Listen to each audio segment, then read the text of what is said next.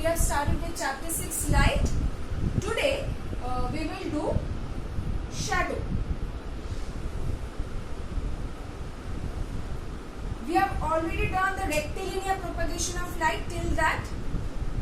Now shadow, it forms due to which property of light? Rectilinear propagation of light.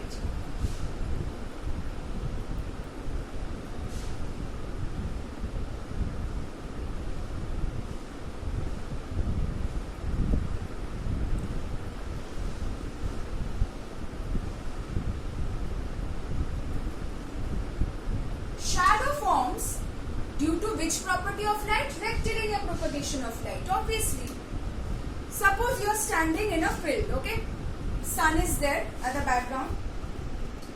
You will find your shadow in front of you. Okay? Why is this so? Or say you are standing here and the sun is there. Your shadow will form here. Why? Why is this happening? Because first of all, there is a source of light.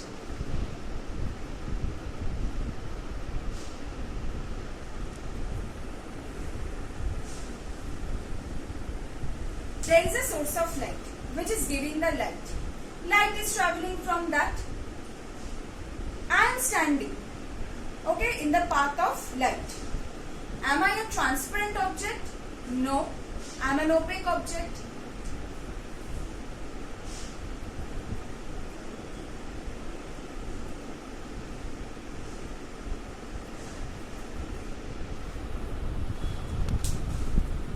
If I was a transparent object, I would have allowed light to pass through me and you would have been able to see what is behind me through me, right? But you cannot. That happens for opaque materials, okay? I am standing here, I am obstructing the path of light ray because I am not allowing light to pass through me. So I am an opaque object, so we need an open object in the path of light. And I can see that a dark region has been formed behind me. That dark region formed due to my obstruction of the light rays coming is known as shadow. So now, if suppose I was flying in the air, then also light would have come, say light from sun is coming and I am obstructing the path, but still no shadow is formed. Why? Because you need an opaque screen to see the shadow, where the shadow will be formed.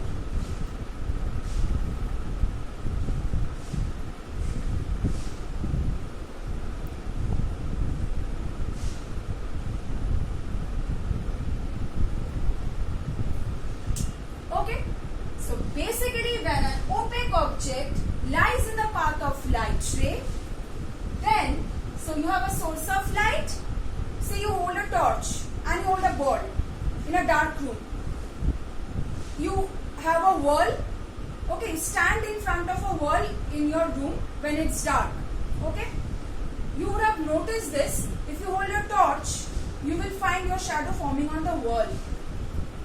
Again, light coming from the torch, source of light, you are an opaque object standing in the path of light. If light would have traveled in a curved manner like this, then light would have bypassed you and then travelled like that. Then no shadow would have been formed.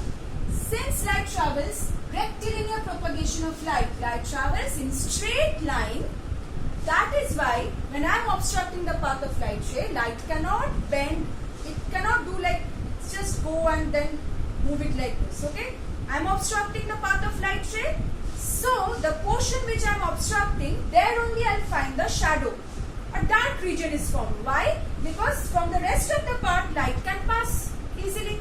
From here, light can pass, so I won't find my shadow. I will find my shadow, the portion where I have obstructed the light rays. Okay, so basically that means my shadow will be formed. Okay, and you need an opaque screen to form a shadow. Obviously, if you hold any object, say I am holding this board in my balcony where there is no opaque nearby. Now, if I hold a source of light, I hold a torch, shadow won't be formed. Why? Because there is no opaque screen where you can see the shadow, where the shadow can be cast. There is no screen where this dark area can be formed. Okay? Now, what are these then? These are the main criteria, the conditions for formation of shadow. Okay? So, what is shadow we have done? The property of light on which shadow is based, rectilinear property of light. And these are the conditions. Now, then, what are the characteristics of shadow? Can you see the exact shape or size of yourself in your shadow? No, you will notice that shadow may not look like exactly like the object. Okay? See, you have this in the second point. That means, suppose you would have noticed this, that whenever, I don't know whether you have done this type of things ever, when the current goes off, we often try to, make different shapes with our hands. You hold a torch light and you make different shapes on the wall with your hand. That means you find that the shadows are forming in different shapes with your hand. But you are just doing with your hand. But you find as if, you find as if it looks like some animal or some bird. Isn't it? So basically you can make different shapes with the help of your hands. As the shadows they actually do not exactly look like the object. So we can do all those things due to this. Okay. Then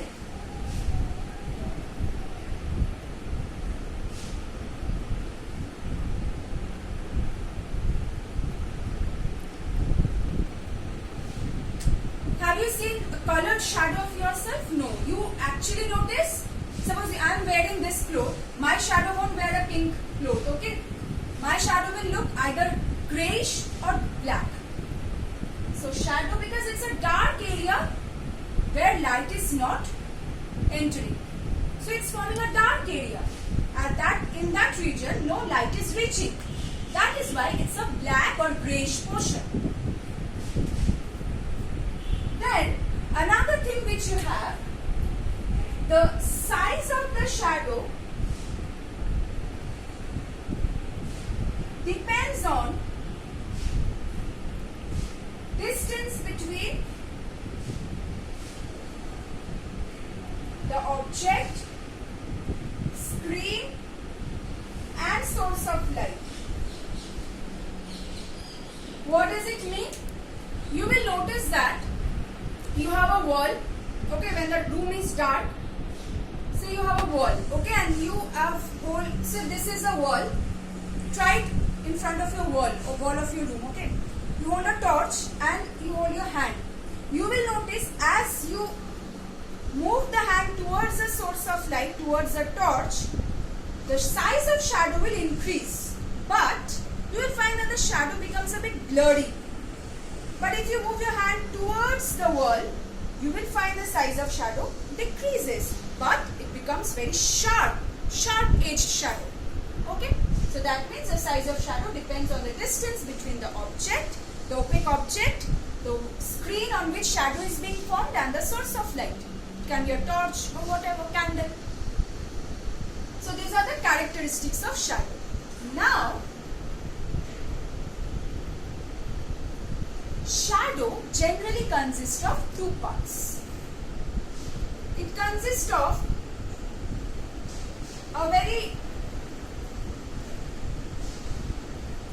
a central, you will notice that there is a portion of the shadow where it's absolutely maximum dark. That is known as umbra. And surrounding the umbra, there is a greyish portion, which is penumbra. That means light can absolutely not enter in this umbra region. That's why it's absolutely dark. But some part of light can still enter this region. That's why it's a bit grayish, penumbra. So if you hold a torch and you place a ball, you will find, and you take a cardboard or wall or anything, you will find that the shadow consists of umbra and penumbra. That means light can reach somewhat in this part. But this part, light cannot reach. It's completely obstructing, the ball is completely obstructing the path of light rays in this region. That's why it's completely dark, umbra. Outer region, light somewhat reaches. That's why it's a bit grayish and less dark than umbra, known as penumbra. Okay. Now, sometimes you can find the shadow consists of only umbra, and sometimes it consists of umbra and penumbra both. So when are the two cases happening? That depends on the source of light and also the size of the source of light compared to the object which is obstructing the path of the light rays.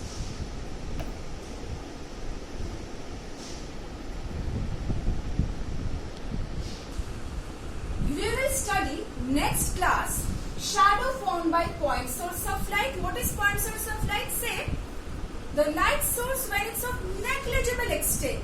For example, you have a torch. You cover the part from where the light is coming from the torch with entire black marble paper. And you switch on the torch. But before that, you make a small hole in the marble paper here. So light will be coming from this part only. So we consider this as it's a very of negligible extent. So it's narrow. So it's this source of light is known as a point source of light. We consider the light coming from distant stars as point source of light. Okay. And we will also study the shadow formed by extended source of light. That means the source of light, that is the one which is giving off light, that has a certain extent. Say a torch. You have a torch, simply if you don't cover with a marble paper and make a hole, normally just keep the torch, the light will come from a wider region. Extended source of light has some extent, that means it has got some width. The source is of certain width, okay, the light is coming from a certain width, okay. So, for example, the torch light, or say from the sun also we can consider, okay. Now we will study how the shadow is formed by the point source of light. What is forming, umbra, penumbra, or both? And for extended source of light also we will study umbra, penumbra both, or what is forming and how the umbra and penumbra looks like, okay. We will do it in the next class.